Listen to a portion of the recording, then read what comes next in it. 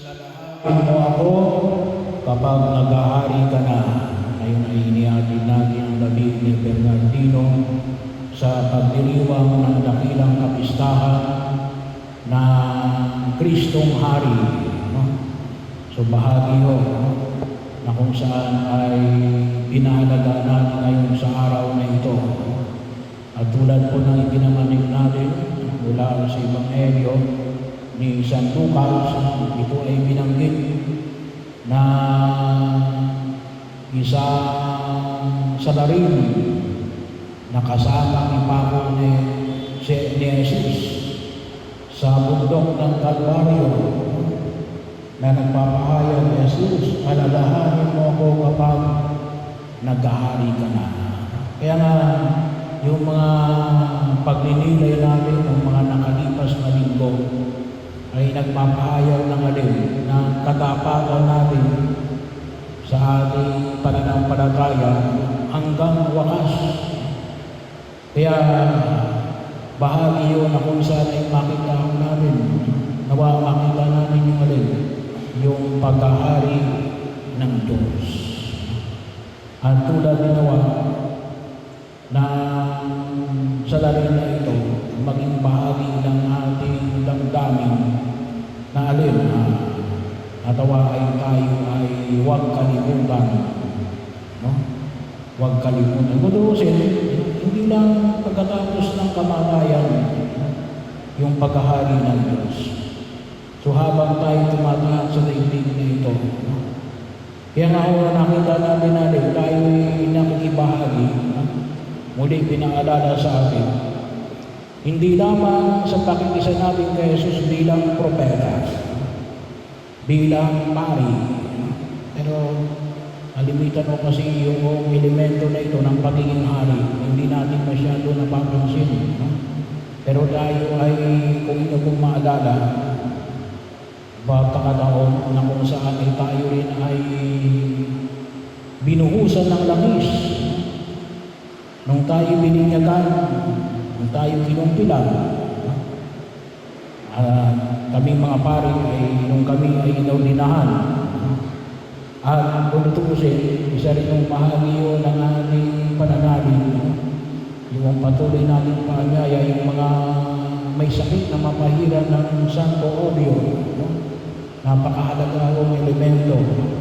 Huwag kayong matakot na magpapahid ng Santo Olio sa panahon ng inyong karamdaman, sa inyong katandaan, sa inyong mga panahon na kung saan ay tayo ay nanghihina na. Bakit to? Kasi bahagi yun. Sa unang pagbasa ng nakita namin, si David na pinahiran ng Santo Olio, maging hari, tayo kaakibat ng pagiging hari ni Jesus. Yung maayos sa pangalaga, yung maging mabuting katiwala, yun ay pakikisa natin sa pag-ahari ni Jesus. At pagkakataon din, tayo ay makatugon bilang mga mananampalataya.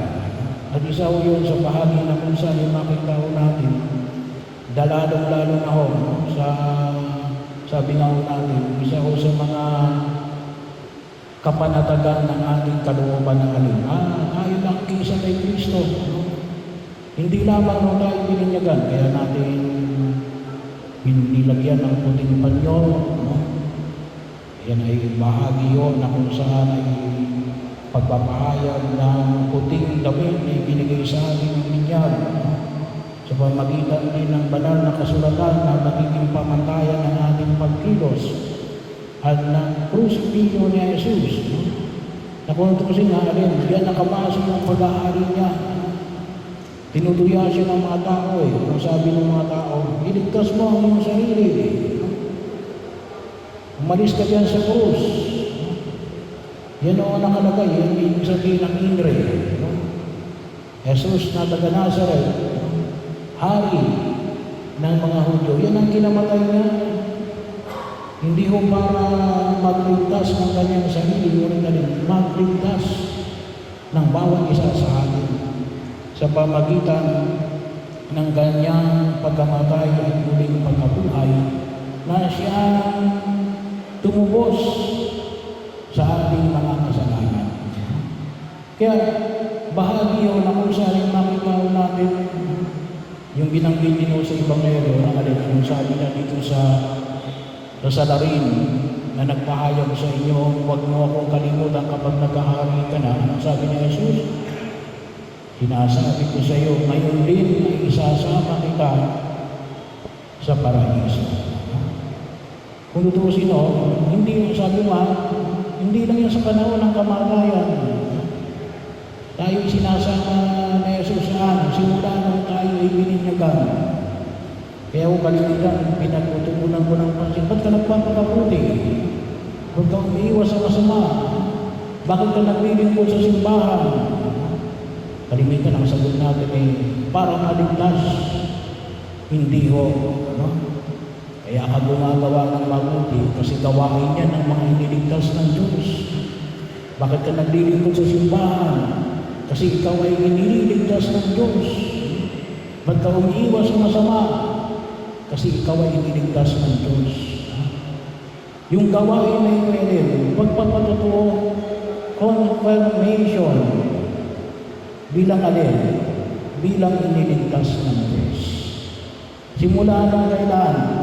Nung tayo ay bininyagan. Bakit ayaw ko lang sabihin na ba't ka gumagawa ng mabuti para mapunta sa langit? Parang binayaran natin ng Diyos. Parang sinusuhulan natin ng Diyos.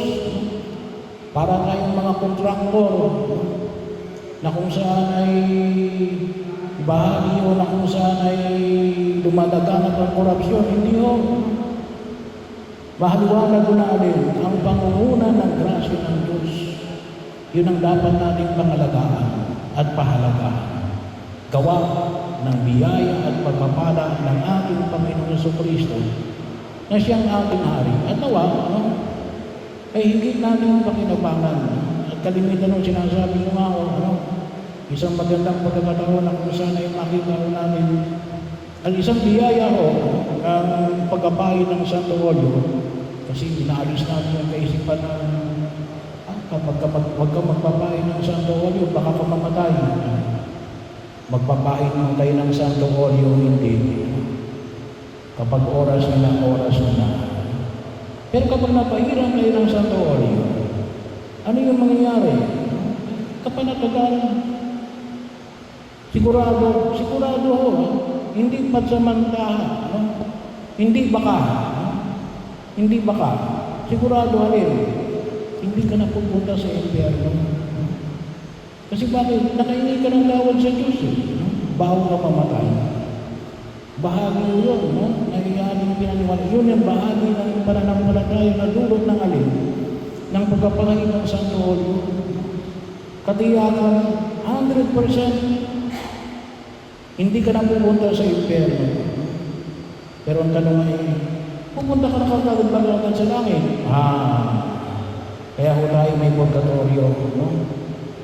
Sabi nga ay, Father, paano yung mga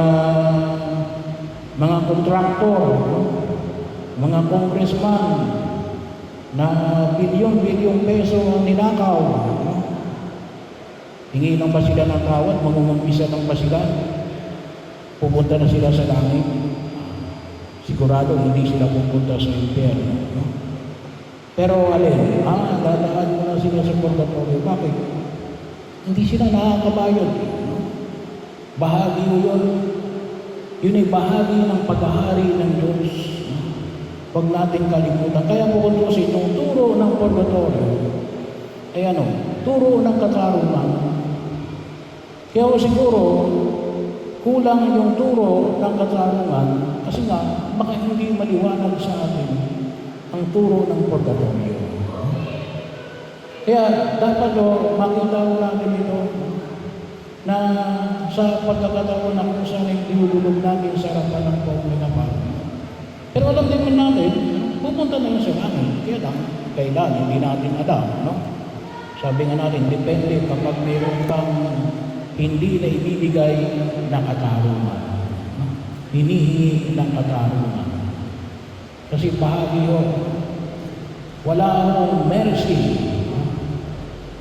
na hindi natin naitutulog ang kapanalan. Ganon po yung pananyaya na ipinangayag na Jesus. Kaya po, pero ano yung sigurado ko? Nais ng Diyos. Na tayong lahat ay alin? Tulad ng pinamanig niya sa salarin. Sinasabi ko sa iyo, ngayon din isasama kita sa paradiso. At itutulog natin na nawa, pakinabangan ni Bernardino ang biyayang ito.